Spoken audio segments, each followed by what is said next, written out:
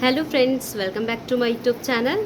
आज हम देखेंगे कॉर्पोरेट अकाउंटिंग के ही चैप्टर को, जिसका नाम है रिकंस्ट्रक्शन ऑफ कंपनी का पुनर्निर्माण। कंपनी के पुनर्निर्माण में बेसिकली दो चीज़ें आती है, एक है इंटरनल रिकंस्ट्रक्शन, एक है एक्सटर्नल रिकंस्ट्रक्शन। बीकॉम के सिलेबस में इंटरनल रिकंस्ट्रक्शन रिलेटेड ही क्वेश्चंस आते हैं, तो आज का जो हमारा टॉपिक रहेगा वो इंटरनल रिकंस्ट्रक्शन रिलेटेड रहेगा। इंटरनल रिकंस्ट्रक्शन में भी 3 विधियाँ हैं, तो उसमें सारी जर्नल एंट्रीज़ है। तो मैंने पहली विधि रिलेटेड वीडियो बनाई है, जो हमारी आज की पार्ट 1 है। पार्ट 1 में जो पहली विधि है उससे रिलेटेड जो सारी जर्नल एंट्रीज़ बनती है वो सारी चीज़ों को मैंने यहाँ पे क्लियरली बताया है। फिर भी अगर आपको कोई डाउट हो तो आप मुझे क्वेरी सेक्शन में डेफिनेटली बताइए। और बहुत सारे स्टूडेंट्स ने मुझे अदर सब्जेक्ट रिलेटेड और अदर टॉपिक्स रिलेटेड भी क्वेश्चंस पूछे हैं, तो मैं रिकंस्ट्रक्शन टॉपिक के बाद आपके टॉपिक पे ज़रूर से वीडियो बनाऊँगी। So let's start the video. आज का हमारा टॉपिक है कंपनियों का पुनर्निर्माण, मीन्स रिकंस्ट्रक्शन ऑफ कंपनी। सबसे पहले हम देखते हैं कि पुनर्निर्माण का अर्थ क्या होता है। पुनर्निर्माण का आशय, कंपनी पुनर्निर्माण का आशय कंपनी के आंतरिक एवं बाहरी संरचना में परिवर्तन करने से है। कंपनी के जो भी आंतरिक और बाहरी संरचना है उसमें यदि हम परिवर्तन कर रहे हैं उसे बोला जाता है कंपनियों का पुनर्निर्माण। यह एक नई कंपनी की संरचना करने की एक ऐसी विधि है जिसमें पुरानी सारी संपत्तियों को नई कंपनी द्वारा इस प्रकार से लिया जाता है ताकि पुराने अंशधारियों के हितों में बहुत अधिक परिवर्तन ना हो। यहाँ पे इस तरीके हर चीज़ों को मैनेज किया जाता है जिससे कि कंपनी के जो पुराने अंशधारी है उनके हितों में ज़्यादा अधिक परिवर्तन ना हो। एक नोट है इसमें, यह आवश्यक नहीं है कि नई कंपनी नए नाम से ही व्यापार करे। यदि पुराने नाम की साख अभी भी बाजार में हो तो नई कंपनी पुराने नाम में व्यवसाय कर सकती है। मीन्स यदि आप कंपनी का पुनर्निर्माण कर रहे हैं तो ये आपके लिए ज़रूरी नहीं है कि आप अपनी नई कंपनी का, मीन्स आप जो पुनर्निर्माण कर रहे हैं उसमें आप कंपनी का नाम भी परिवर्तित करें। यदि व्यवसाय आपका बहुत अच्छे नाम से चल रहा है, आपके कंपनी की ख्याति बहुत अच्छी है, तो आप पुराने नाम से भी व्यवसाय कर सकते हैं। पुनर्निर्माण 2 प्रकार के होते हैं। सबसे पहले है आंतरिक पुनर्निर्माण और दूसरा है बाहरी पुनर्निर्माण।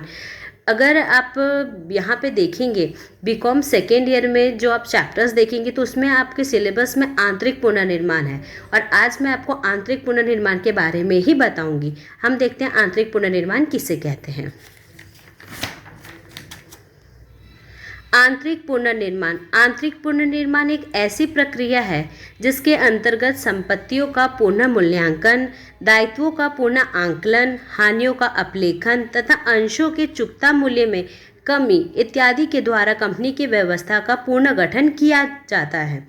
आंतरिक में जो सारी चीज़ें आती हैं, आंतरिक में हम किस किस चीज़ों का पुनर्निर्माण कर सकते हैं, वो है संपत्तियों का पुनः मूल्यांकन कर सकते हैं, दायित्वों का हम पुनः आंकलन कर सकते हैं, हानियों का अपलेखन कर सकते हैं और अंशों के चुकता मूल्य में कमी। ये सारी चीज़ जो इंटरनल मैटर होता है उसमें अगर हम कुछ भी चेंजेस लाते हैं तो उसे हम बोलेंगे आंतरिक पुनर्निर्माण।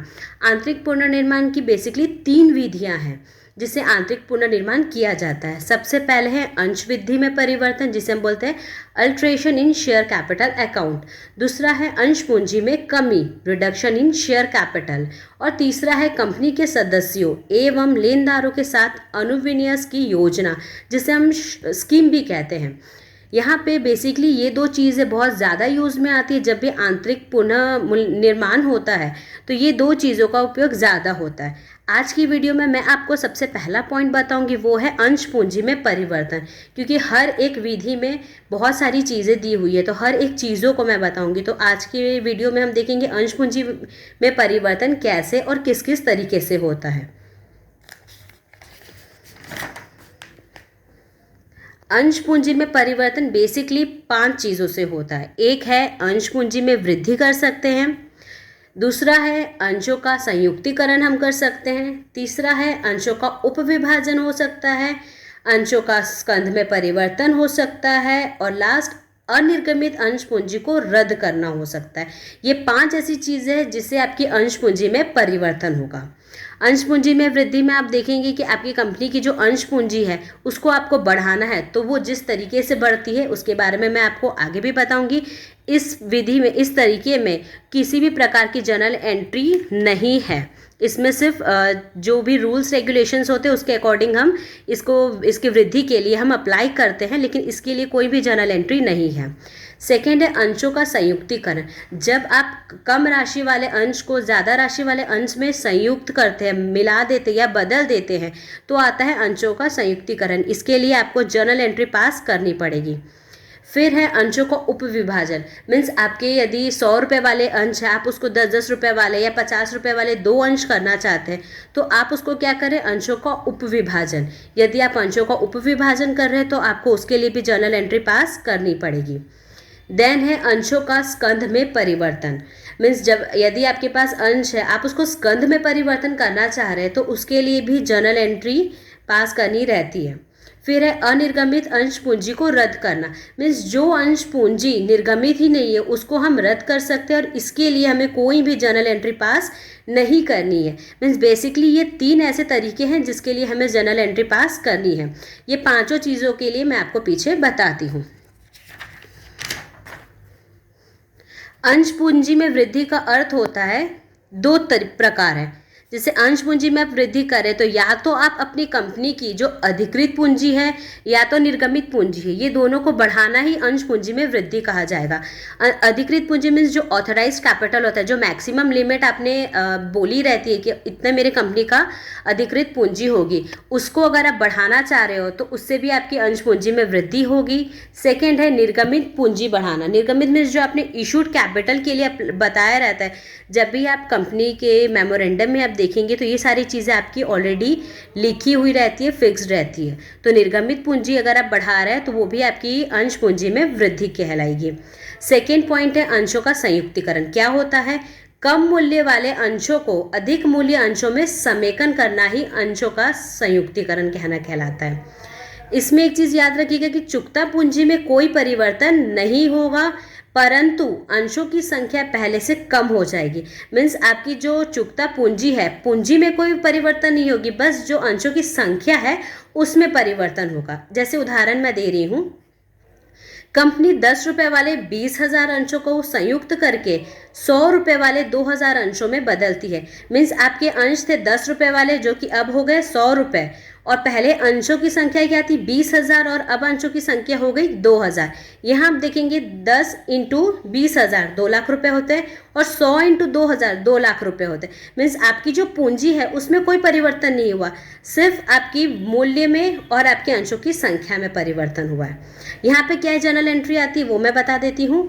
पुराना अंश पूंजी खाता विकलन नए अंश पूंजी खाते से, मतलब कि जैसे मैंने आपको उदाहरण दिया 10 रुपये वाले अंश थे अब 100 रुपये वाले हो गए, तो यहाँ पे क्या होगा, आपकी जर्नल एंट्री क्या बनेगी, ₹10 अंश पूंजी खाता विकलन ₹100 अंश पूंजी खाते से।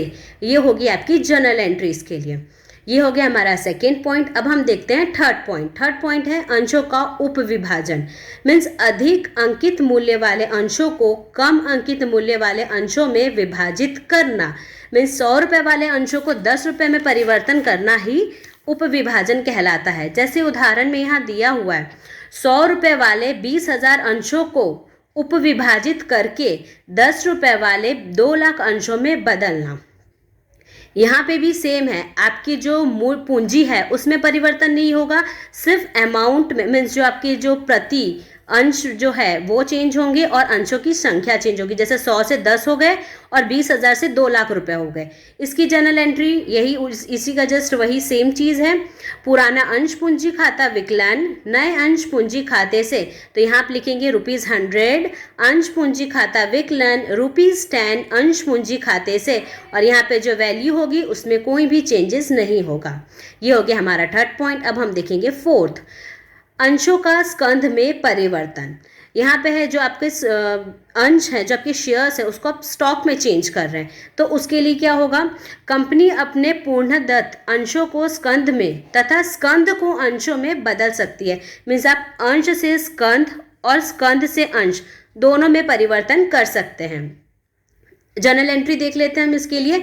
जब आप अंशों को स्कंध में बदलते हैं तो जर्नल एंट्री बनेगी अंश पूंजी खाता विकलन स्कंध खाते से, और जब आप स्कंध को पूंजी में बदलते हैं तो स्कंध खाता विकलन अंश पूंजी खाते से। अभी तक हमने 4 चीज़ों को डील कर लिया, अब हम 5वें चीज़ को देखते हैं।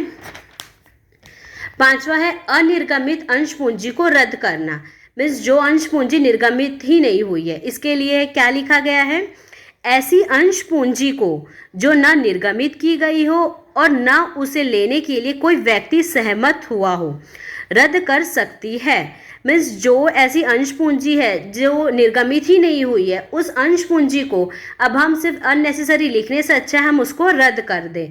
तो ऐसे परिवर्तन को भी आंतरिक पुनर्निर्माण में लिया जाता है।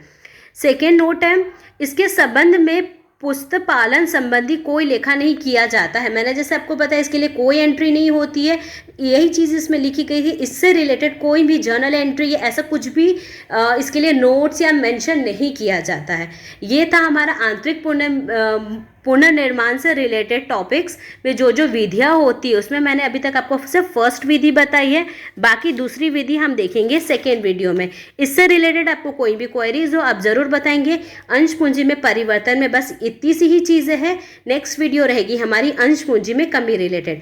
कोई भी डाउट हो तो आप डेफिनेटली क्वेरी सेक्शन में बता दीजिए। Thank you.